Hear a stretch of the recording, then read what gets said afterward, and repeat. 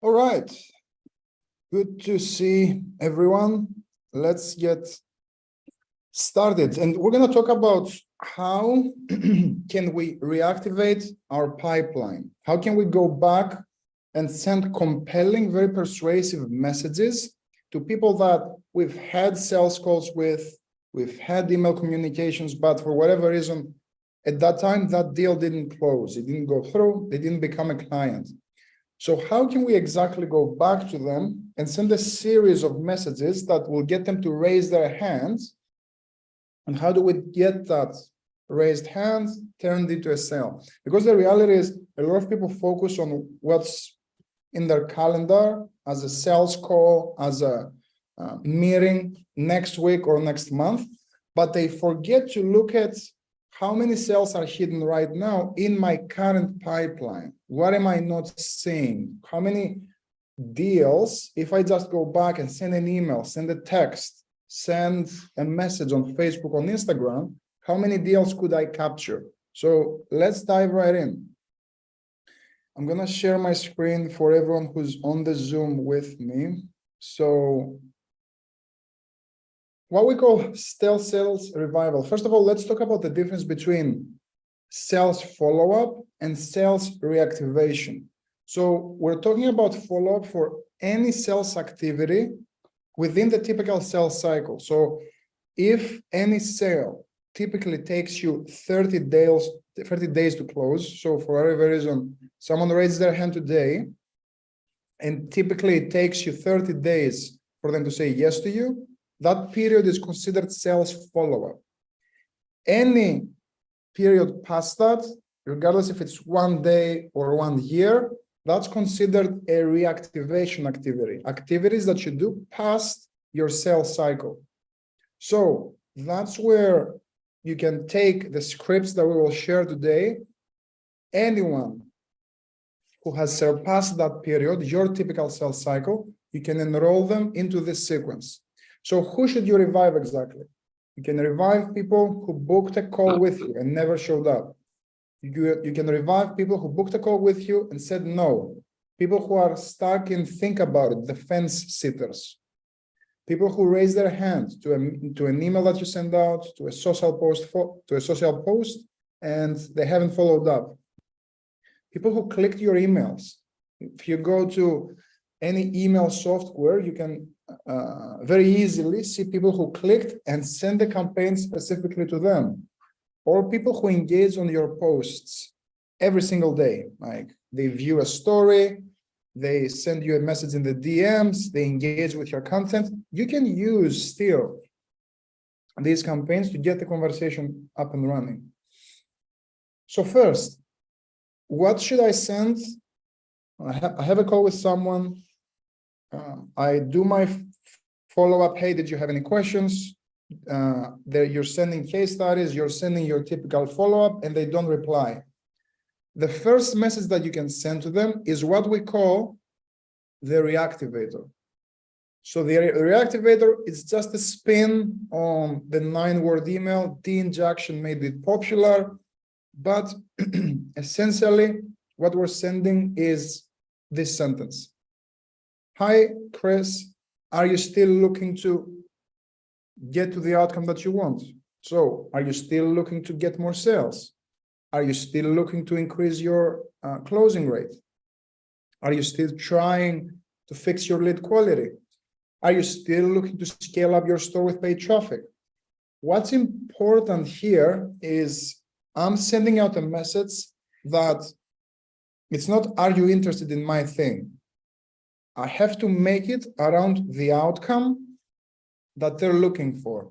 So don't just send this out with their own messaging, with their own copy and say, hey, this guy, Chris, I mean, I don't know, it doesn't work. Well, we have to make it about them. So it works best when you actually have some notes on that person and know exactly what they want. And you introduce that part in this part of the formula. So you're saying, hey, are you still looking to get 5 clients by November? That's very specific because I know what that client wants. So it speaks directly to them. And the last piece that I'm going to mention here, these emails are considered SPEAR emails, short, personalized, expecting a reply. So we're not going to use links. We're not going to point them to a webinar. I'm expecting a reply. All I'll say is, hi, Chris, are you still looking to fix your lead quality? And I can say, Jonathan from this company. That's it. It's a one-line email that just expects a reply. Now, let's move into number 2.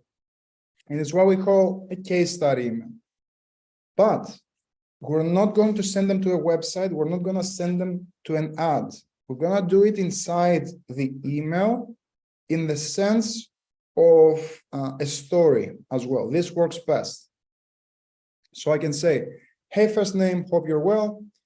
We've been getting some unreal results for the clients inside our program or for the clients using our service, and it made me think of you and your business. And you can put 3 bullet points here. Sarah was able to make 30,000 in 30 days. Michael was able to do this amount in X days, and have 3 case studies.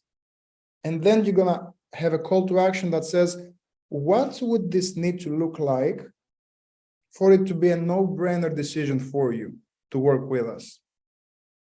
We're gonna use that phraseology, this language, to be able to unearth any hidden objections that they have. So typically, someone is gonna reply back and say, well, I'm just having some money challenges. If you can offer maybe a more longer-term payment plan, I can enroll. And that's how you can collaborate, negotiate with them, and enroll them. The second version of it is you can make it more story-focused around one specific client. So what you'll do there is you're gonna say, hey, Chris, just sharing a quick client story here with Emily. She's been crushing it inside the program. When she first came to us, she had some lead generation challenges. She didn't know who her ideal client is, and she was moving from flashy object to flashy object. But when we implemented the Reactivator template, she was able to go back to her old pipeline, and within a couple of emails, she was able to get 2 clients. Does it make sense to have a discussion to see if we can get you similar results? So again, just to repeat myself, I'm not gonna say, hey, hope your day is going well. Straight to the point. Hey, Chris, I'm just sharing a quick client story with Emily. I'm telling Emily's story, how she went from struggle 1, struggle 2, struggle 3 to benefit 1, benefit 2, benefit 3, using my methodology, using my system, using my solution. And then call to action. Does it make sense to have a discussion to see if we can get you similar results with Emily? Number 3, and you can do those back to back. So you can first send, for example, a quick client story with Emily or any client that you have on Monday. And on Wednesday, you can follow it up with this one, with another case study. So you can say, hey, name, check this out. I'm going to be that casual because this is going to pierce through the noise. They're receiving hundreds of DMs a day. They're receiving hundreds of emails, hundreds of texts. So I need to be very specific to the point, but also I needed to make an impact. That's why I'm only going to include a testimonial photo. So it can be, I can screenshot a win a client had. I can screenshot a result that I've personally seen if, let's say, I'm running a similar type of campaign that I'm selling. And then call to action. Would you be opposed to having a conversation to see if we can get you there too? I'm gonna pause and see if anyone has any questions so far. So we've covered the Reactivator, which is short, personal, expecting a reply email. Are you still looking to get to outcome? And 3 types of case study emails that we can send out to get people to raise their hands. Everyone clear so far? Perfect. If not, feel free to interrupt me. Number 3, and this is one of the most powerful strategies that I've found. I call it objection diffuser reoffer. So this is essentially an offer that we make after the initial sales call. So we're calling it a reoffer because we're going to tweak the offer to overcome whatever was the original objection. For example, if someone during the call tells me, I don't have time to implement something like this, and I didn't successfully overcome their objection, help them overcome it by bolting on 30 days to your own offer and say, I know one of your main concerns was that you didn't have time. What I can do for you is add 30 days so you can actually get to outcome. If they don't have enough cash flow, do a price reoffer, offer a payment plan, or start with a deposit, get them committed, committed to something and move forward from there. If they have trouble with lead generation and you don't offer lead generation, this is an opportunity where you can either create a mini offer for you for what you sell, or go look at the marketplace. What is your ideal avatar buying right now when it comes to lead generation? And partner up with them, do a joint venture. Get that person to send you clients because you're solving problems that happen side by side, but also work with them, implement some features of their offer into your offer. So to make it essentially a more irresistible offer for your own clients. Same work with sales. Again, find a sales expert where you review your call or any challenge that they have that you don't directly offer. A smart idea would be to partner up with someone who offers that thing and introduce it into your offer. If someone has, let's say, trouble getting started, reveal the exact strategy you used when you got started, or come up with beginner case studies, like launch maybe a shorter version of your program that speaks directly to beginners, get case studies from it, so you're able to start overcoming those objections. Now, the basic template that you can use is, hey, Chris, we're testing something new this week that will help you overcome the concern that you had around money.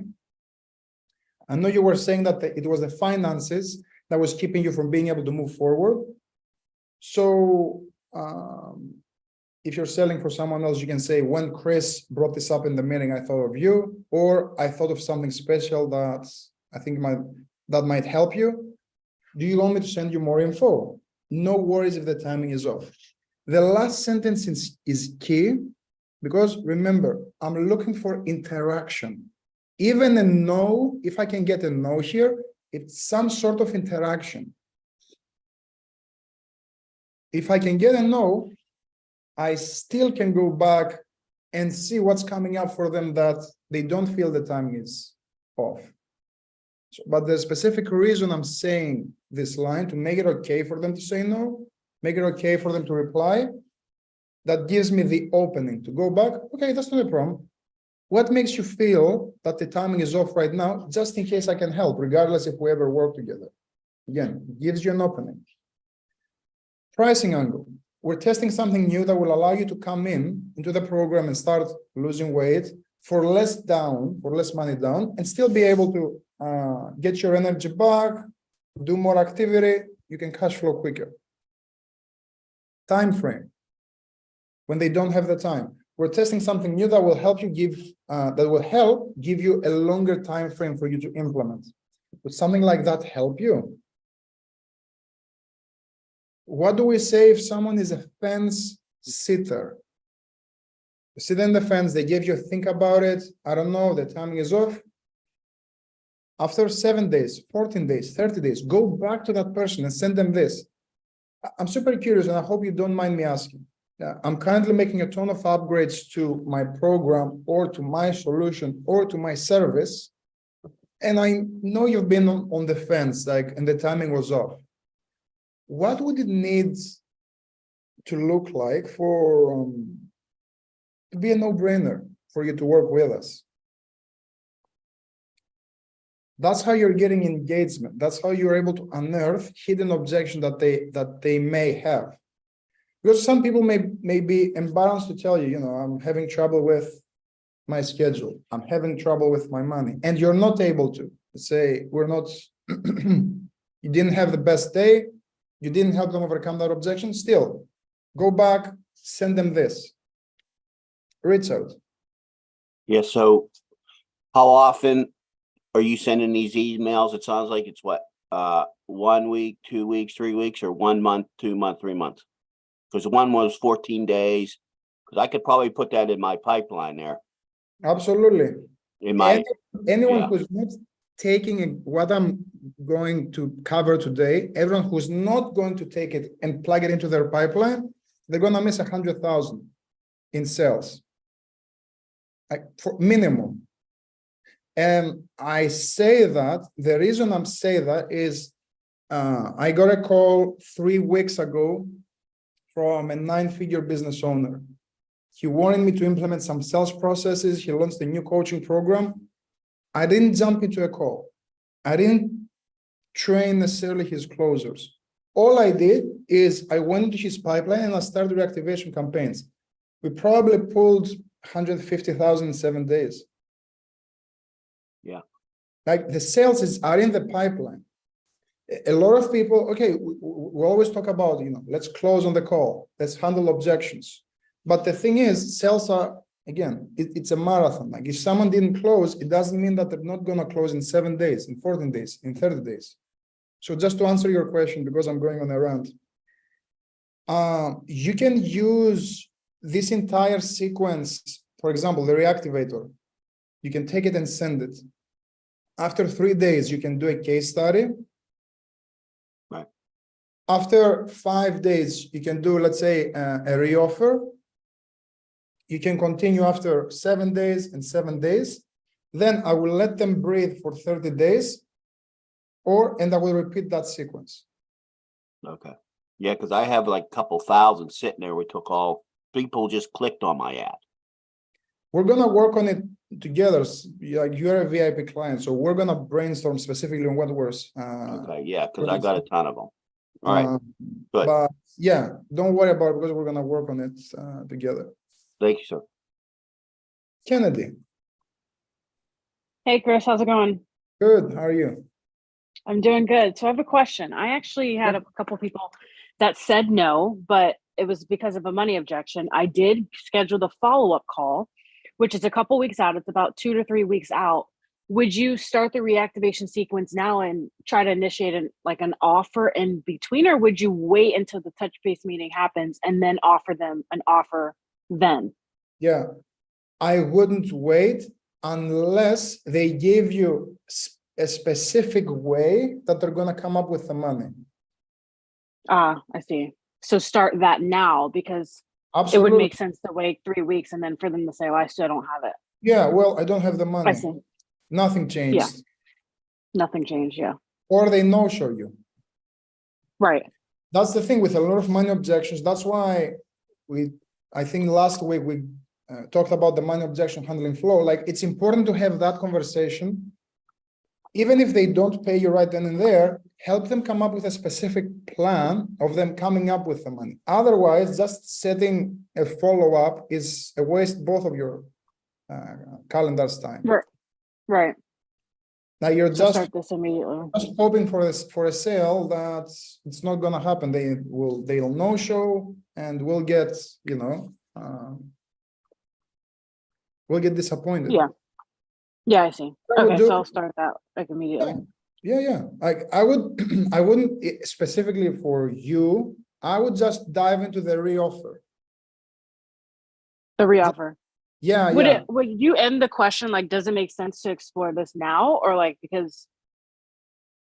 I mean, because the framing is like we have a call scheduled later. So when I offer them the reoffer and say, would you be opposed to discussing XYZ a bit earlier, or how would you, I guess? Yeah. Because you want to give them a way out, right? Because they may say no, and it may be the same. Yeah. Oh, still don't have the money, whatever. So I guess what would your, CTA be? Yeah. I'm gonna act as if the follow-up doesn't exist. I see. Okay. So, hey, Chris, I know we discussed a couple of weeks back. And you know, one of the finances or coming up with the funding was one of your main concerns. I'm testing Mhm. something new that will allow our clients to come in for less down, but and they also will be able to cash flow much easier. Would it be worth having a conversation around it, or do you want me to send me more details around how that works? Got it. Nice. I would 100%, I would take it and send it, because if they say, hey, I'm broke, or hey, I'm not gonna do anything for until next quarter, just rip that off your calendar, Right, exactly. or have a conversation. Okay, because I don't want to see you postpone your growth. Are you open to having a conversation around your finances, just in case I can help?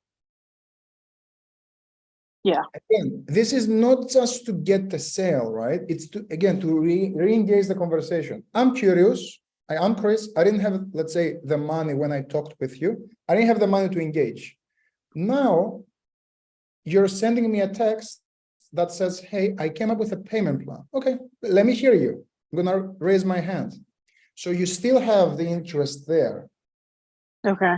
If I don't have the money, it allows you to open the conversation and sell something else. Sell a package where you offer less calls, or a done with you, or a do it yourself. Right. I see. But until you kind of open that discussion, you don't really know Yeah, like you have what to, they kind of what they're even willing to settle for. Like maybe they're okay with doing it, do it yourself, as long as they have the strategy, and then Yeah, you can just subtract the implementation. exactly. I see. Also, will we get a copy of this like scripts or? Yeah. I'll Okay, send. perfect. Thanks, Chris. 100%. Anything else before we move on? Not for me. Okay. So we talked about the fence sitters. Let's talk about when we launch, let's say, a new variation, but a little asterisk there. You don't have to launch something new to use these templates. You can simply say, I'm opening up a new spot, or I'm launching a new cohort. So essentially the script goes something like, hey, Chris, I'm putting together a new group in the next 60 days where I'm going to work with a handful of private clients one-on-one. Would you like to work with me on this? This can go as a broadcast to your entire pipeline, more automated invitation. A more personal invitation would be for you to go back, look at the notes of your conversation, or if you remember what that person had challenges with, look at the overarching outcome or the challenge that they had, and say this, Chris, I know you had mentioned that one of your goals was to get to 50,000 by November. Did you hit that goal, or are you still having lead generation challenges? Here, I'm going to give them 2 questions to make it easy to reply so they can sort themselves, so they can label themselves. No, I still have lead generation challenges. Let's move into number 4. This is a little bit longer because it's an email that I've used very successfully, but a short version you can still use over text or DM. Essentially, we're opening up the email, the message, by saying, Chris, I'm concerned. I know we had a conversation 30 days ago, and you decided not to join us. Let's face it, we need to be careful about how we spend our money. I'm not going to go through the entire thing, but the main thing is focusing on the consequences of inaction. They what I call, as part of the stealth conversion methodology, like the nightmare mode. Like, what if all these clients that decided to work with me had decided not to make that initial investment? Have you considered what would not investing have costed them? And if we flip the tables, have you considered what it's costing you right now as we speak, and what it is going to cost you in 2, 4, 6 months? You see, our biggest expense in life is not so much what we spend. Our biggest expense is the money that we could be making, but we're not for whatever reason.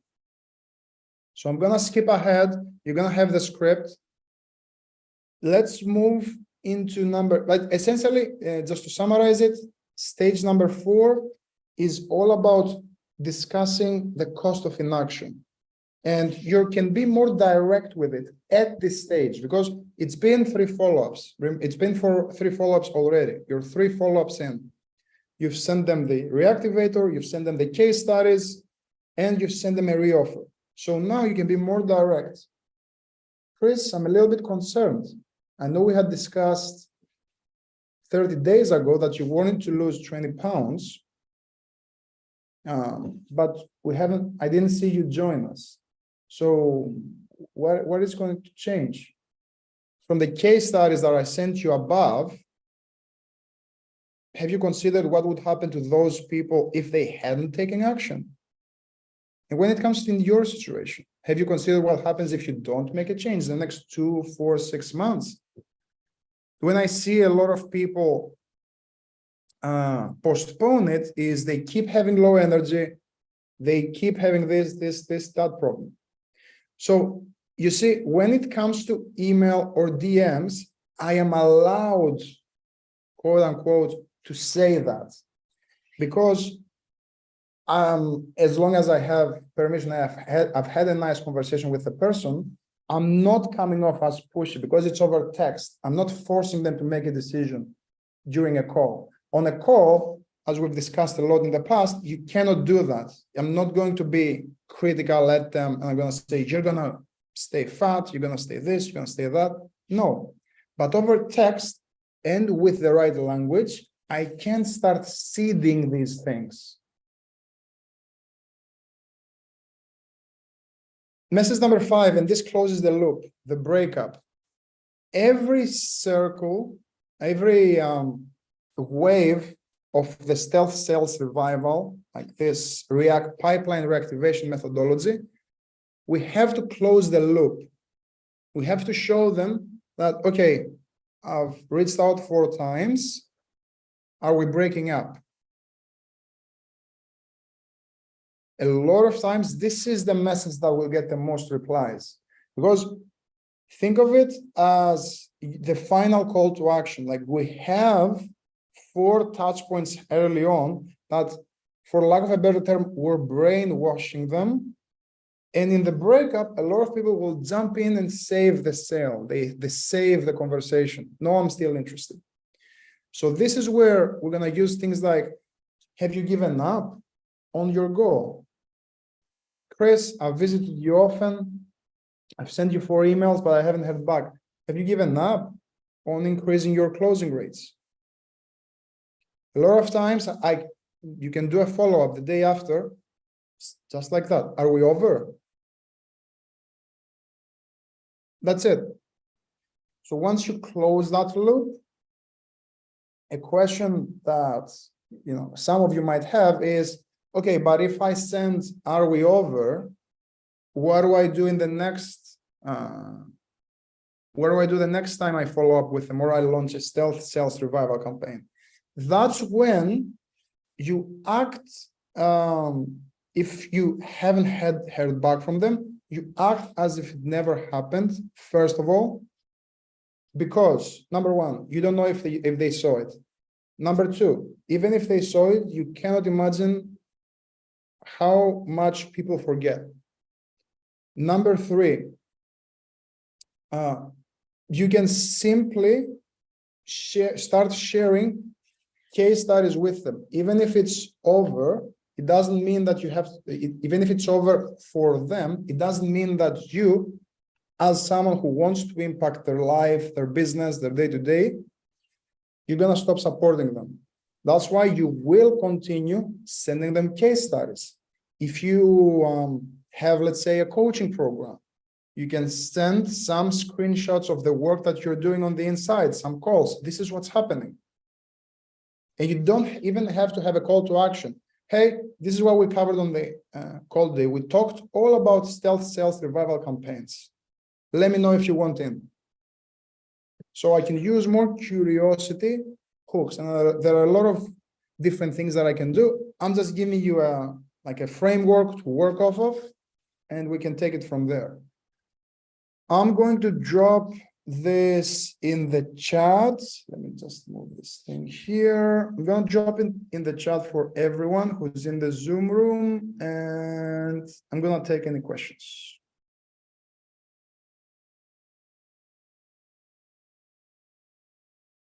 Any questions, any concerns?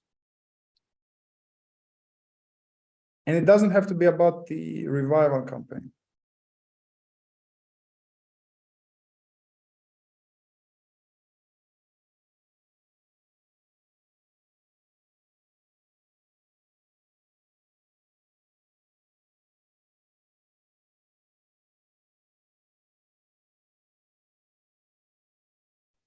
Hey, Chris, I got a question.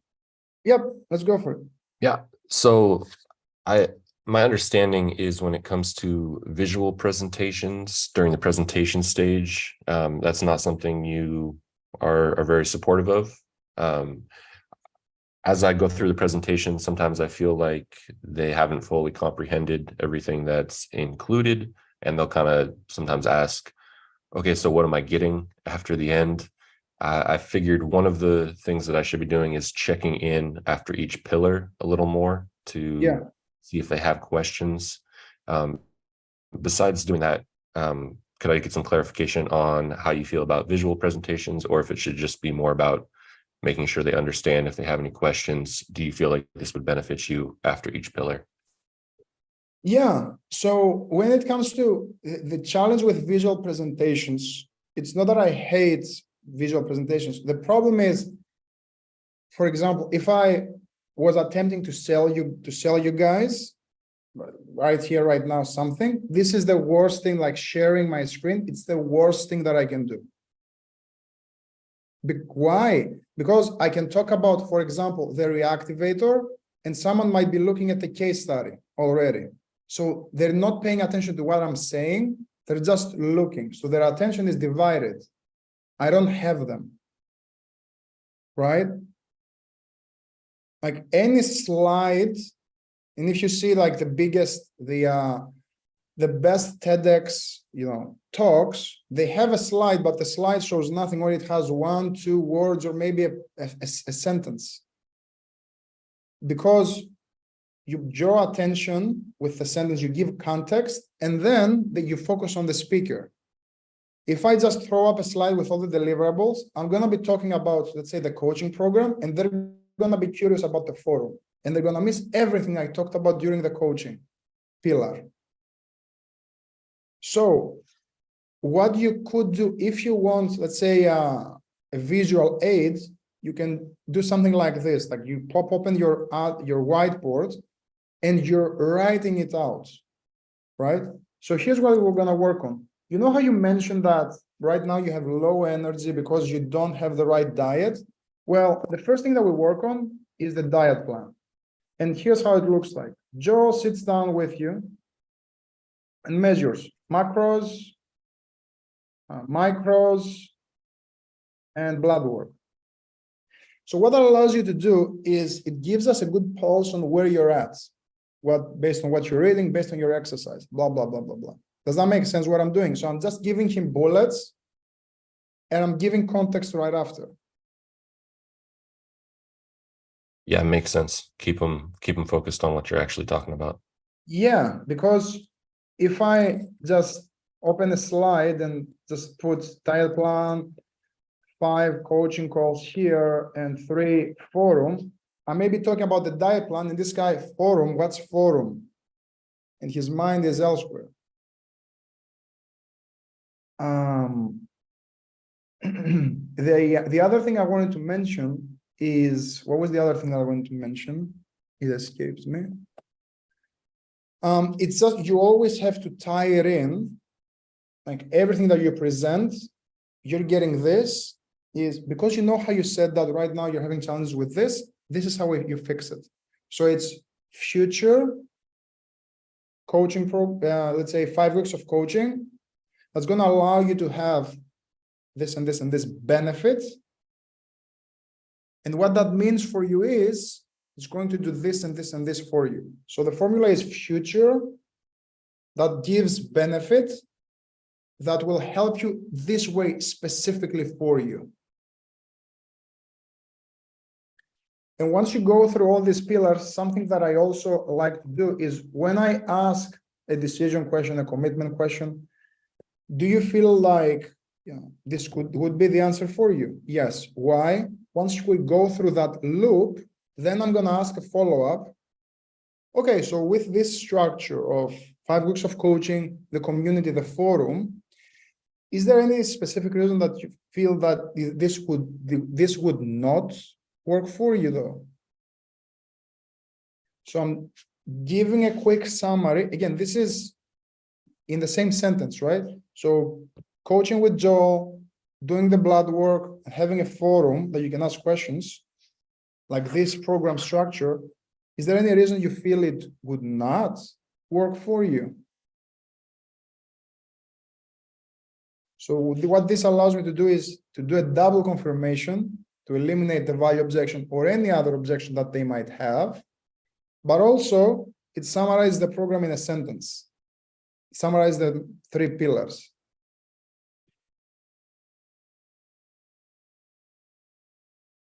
Great. Makes sense. Appreciate Does it, that Chris. help? It does. Yes. Okay, cool. But yeah. Anything else? Questions, concerns, doubtful points?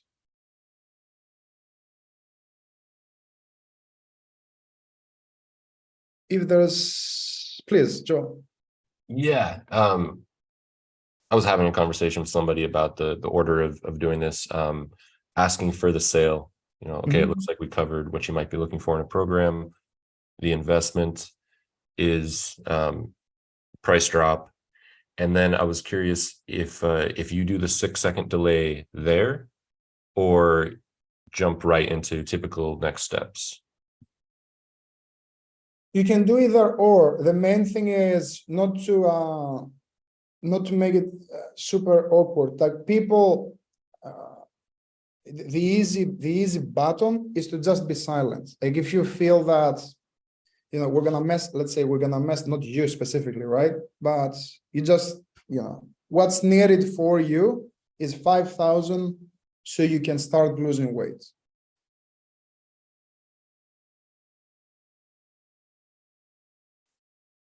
Is that something that's doable for you? I can just do that. Okay. Or you can do, hey, what's needed for you is 5,000 to lose that weight. And that's pretty much all I had for you. Typically from here, the next step is some way to take care of the investment with a credit or debit card. And we kick off the onboarding process, connect you with your coach, and get you into the forum so you can start making those changes, losing that weight. Would that be appropriate as a next step, or where did you want to go from here? Both ways, and with that tonality, it gives them some breathing room, right? Because we just price dropped.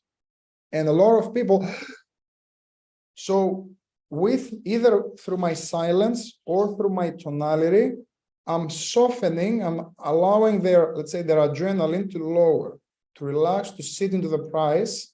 And in their minds, there's a lot of noise. It's that scale of cost of inaction and cost of the thing. Because once you price drop, that's what happens, right? Because you've stacked the value. And now they have another data point that comes in. So that's why people freeze. And when they don't freeze, it's because they have invested that amount before. So, okay, it's cool. Now I'm just calculating. That's why you have to have either 6 seconds. That's why asking a lot of times, it's 5,000, Where did you want to go from here? Like they don't know what to do because they're still calculating. That's why you either need, let's say, 5-6 seconds of silence, like, I don't know, drink some water when you drop it, right? You drop it and drink some water. What's needed for you is 5,000 and for you to lose that weight. Just do something there. If they don't talk, is is that doable for you? Just chill, calm, confident. That's it. Cool. 100%. But I think it's a great question because it's it's not clear, right? What everyone does. The main point at the end is when you're asking for the sale, it's to do that dichotomy. What's needed for you to solve the problems that you had? Because that's what they'll be doing in their mind. It's just you're putting it in the forefront. It's 5,000 for you to fix X and Y and Z. Now, what typically happens is the next step is do. And as you're talking, they're not even listening to you. They're just thinking internally, and and essentially you're giving them that space while allowing the next steps.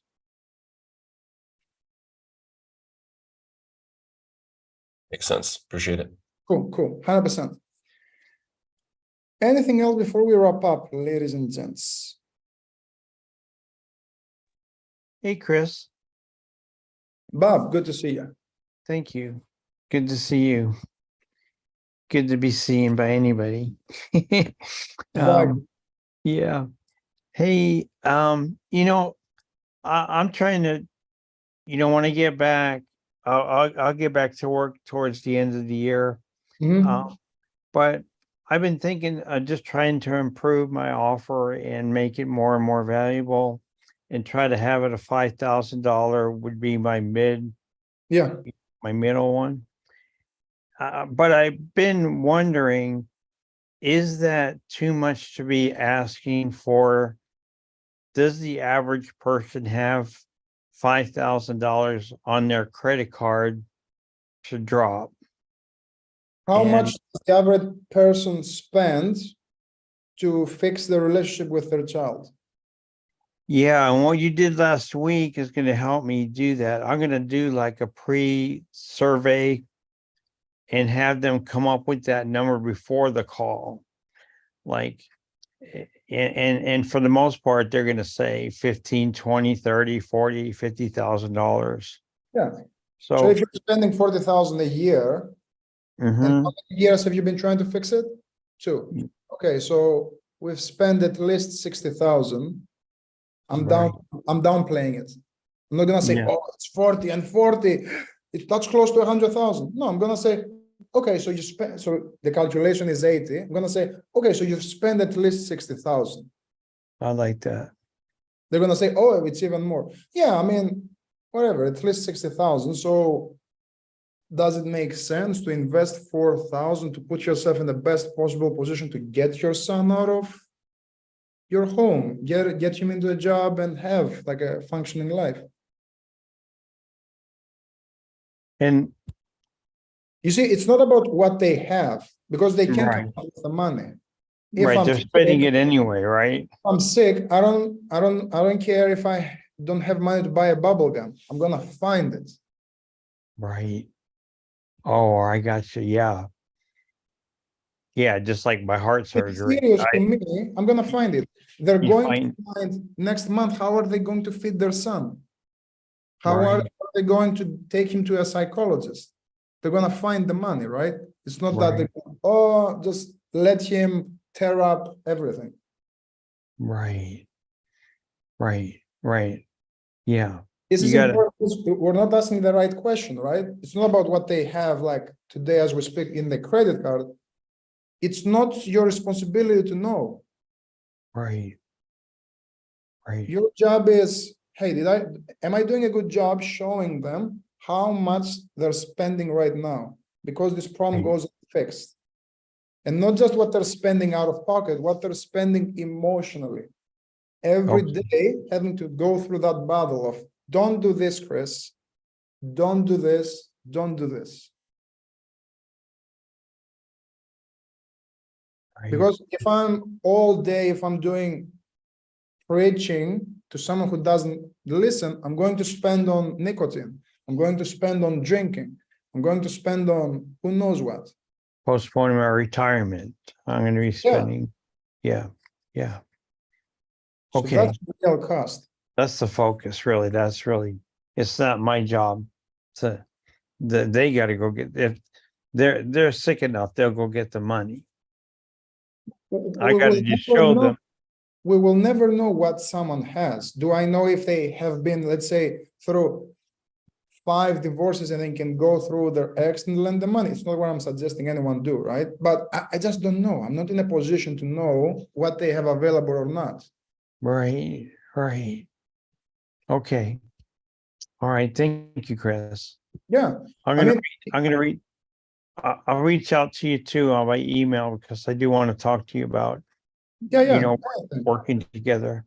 Yeah, however you feel. That's- But that's the main thing. And it goes for everyone. Like, how many times, hey, they open the call, hey, dude, just so you know, this is just an information call. I don't have money right now. That's perfect. The next day they hit me up, hey, how do I get started?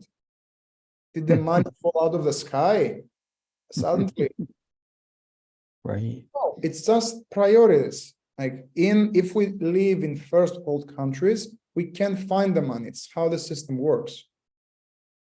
I know that from myself. You know, you worked me through that early on.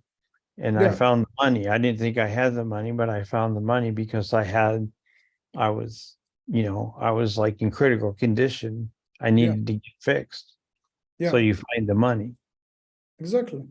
Okay. Thank you, Chris. Absolutely. Thank you. What else? No holds barred. Hit me with it.